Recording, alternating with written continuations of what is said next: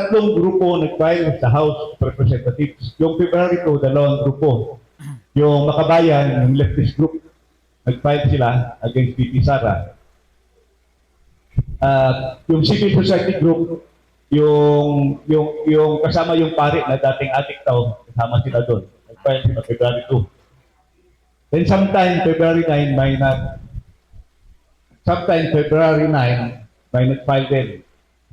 No, Akbayan yata. Akbayan. February 9, nag-file sila. So there were 3 impeachment complaints in all filed sa Office of the Secretary General House of Representatives. Then yung report na nabasa ko is na-refer na ng Secretary General sa Office of the Speaker. So the Speaker has 10 days to calendar it in the calendar of business. Ang balita ko, baka daw bukas i-calendar na. So pag makalendar yun, i-refer yun sa Committee on Justice. As of now, yun pa lang ang mga signatories, Makabayan, Akbayan, so pink, yellow, and the reds. Wala pa akong narinig na statement sa mga big political parties. But if you base the numbers of the previous impeachment, they have the numbers.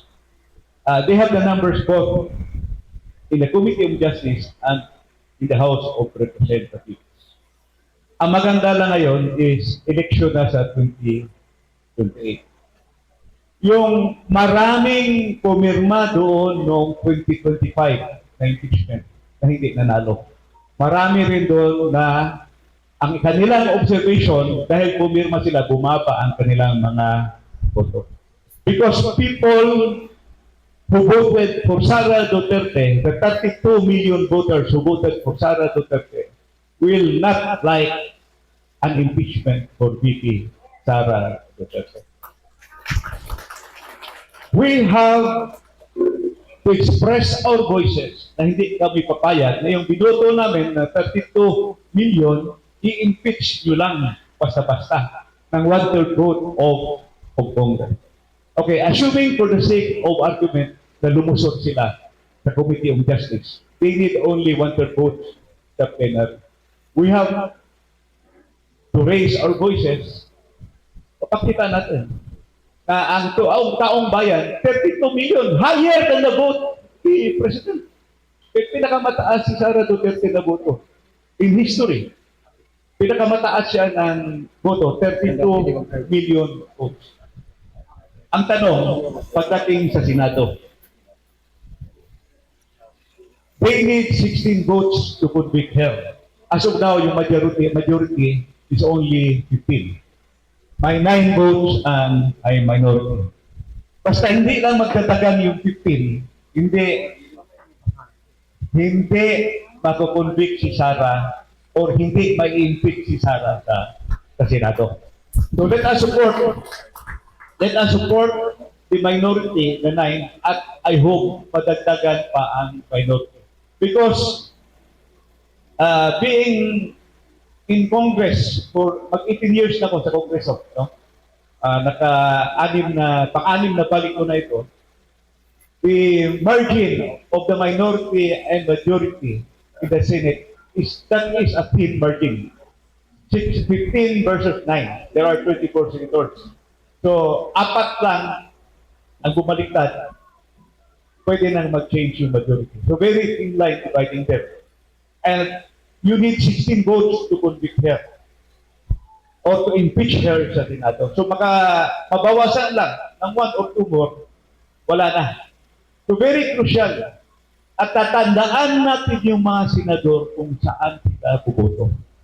Because some of them are running for election in 2028. At ating nakikita anong election ng 2025, majority pa rin ang Duterte voters dito sa Pilipinas. And we will stand by our votes. Ating ipaglaban si Sara Duterte because we know she has been the duly elected Vice President of the Republic of the Philippines. Kailangan nating tumayo at i-express yung ating mga voices. Because we are the real majority. So again, titingnan natin yung mga senador kung saan talaga sila buboto. Kung maglabas ng resources yung Malacanang, katulad ng ginawa last impeachment, alam naman, commonality yun, mag-i-eleksyon, madaming projects binigay sa mga congressman. Yung mga hindi pumirma, zero.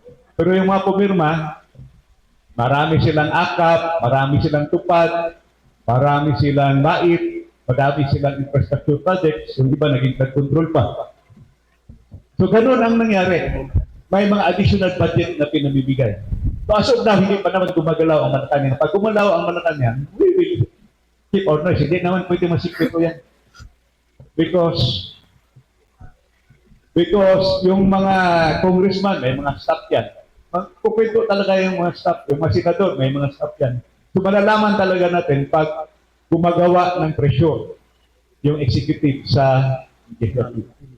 But I think we have to really assert our voices as maisog, as supporters of former President Rudy Duterte. So I tell you, as early as January of last year, sa launching ng maisog, sinawalat na namin ni Mayor Duterte ang daming nakita namin sa budget.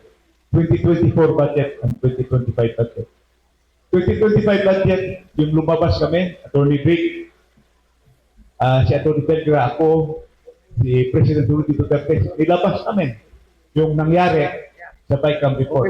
And that is already a red flag, a sign na meron talagang kalukuhan sa budget.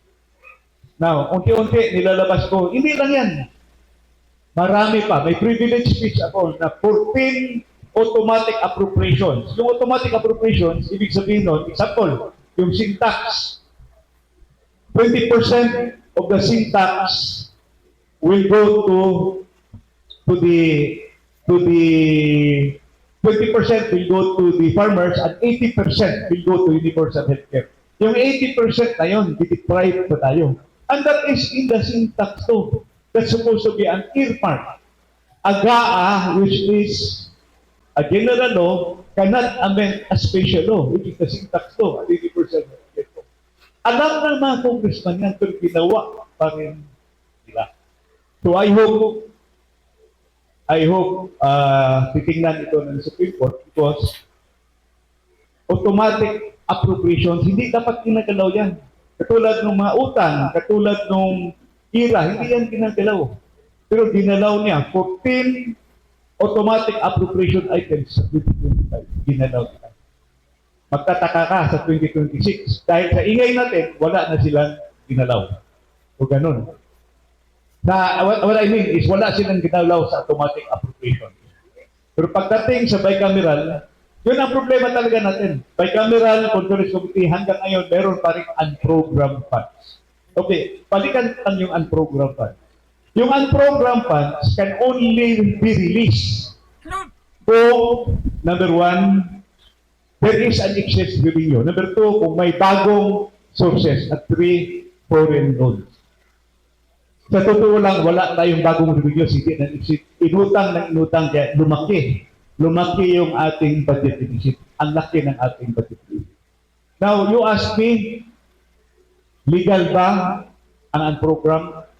Well, I think it's still pending the Supreme Court. Maraming nagtatanong yan sa kung constitutionally, kung legal ba o hindi ang unprogrammed fund. Pero I will tell you, ang ating Constitution says, regular budget, which is yung budget na sinasabit ng Presidente, yung National Expenditure Program, at saka yung supplemental budget, dalawang budget lang, walang nakalagay doon na unprogrammed fund, pwede mong ilagay sa budget kahit walang pondo. Because yung regular budget mo may pondo, yung supplemental budget mo may pondo rin. Kasi kailangan ng certificate ng National Treasury yun na may pondo. So, medyo technical konti yung ating presentation. May pag-asa pa ba ang Pilipinas? May pag-asa. Basta may Sara Duterte, may pag-asa pa tayo. So thank you so much and good morning.